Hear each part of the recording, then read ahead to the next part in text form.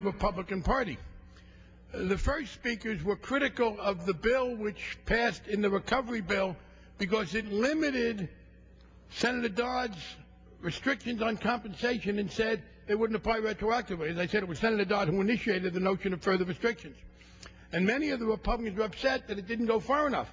But now we have the deputy leader of the Republican side objecting that we're going too far. Directly contrary to the complaints that we didn't apply these retroactively, he's upset that we apply them at all. And he says it's an interference with free enterprise. Let's stress again. And I do know, he did say this is a revolt against King George, in effect. And it is. King George Bush.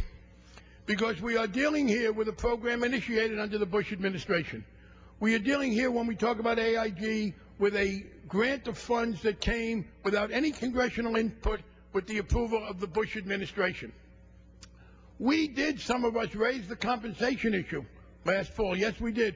We said that if you're going to take government money, you accept some compensation restrictions. The gentleman from Texas, and I do note that he's left the floor. I think the gentleman from Texas is entirely entitled to leave the floor. I don't think, having made a speech, you have to sit here and listen to some of the other speeches. I have to, because I'm the manager of the bill. I wish I didn't have to listen to some of these speeches, particularly the ones, repetitive ones about the bill of 6 weeks ago. But since commenting on people leaving the floor is in vogue, I thought I would become fashionable, at least in this regard. But here's the point. We say if you receive TARP funds, capital infusion, you accept some restrictions. That is no more an interference with free enterprise than any other contracting rule the federal government has.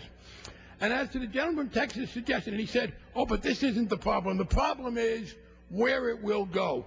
Now, Mr. Chairman, I have observed that when people are opposed to something but don't have confidence in the persuasive quality of the arguments on the particular issue, they migrate to what would happen if it was applied in a wholly different context. Well, it will not be applied in a wholly different context. Let me make this clear. I speak for myself and for the majority leader, Mr. Hoyer.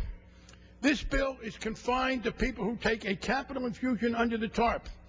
It will not be extended to any other participant in the impaired asset program, in the small business lending program, in the higher education lending program. I would not, as chairman, convene a meeting for such a bill. The majority leader would not bring one to the floor.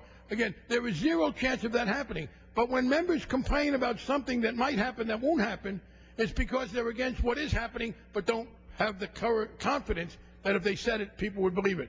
Let's go back to what this bill does. It undoes the restriction on retroactivity that had been a cause of such outrage among the Republicans. And I repeat again, they appear to have become so attached to their outrage that they're even more outraged that they won't be able to be outraged anymore. Secondly, we say that if you receive a capital infusion under the TARP program, and only a capital infusion, you may not make salary payments that are excessive or unreasonable, and you can give bonuses as long as they are performance-based, such as in restricted stock or in other ways. I await members on the other side, because a number of them have spoken.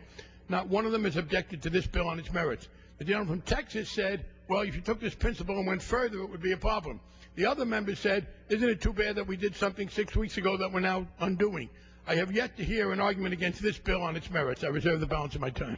From Massachusetts reserves the balance of his time. The gentleman from Georgia is recognized. Thank you, Mr. Chairman. I'm pleased to yield to the ranking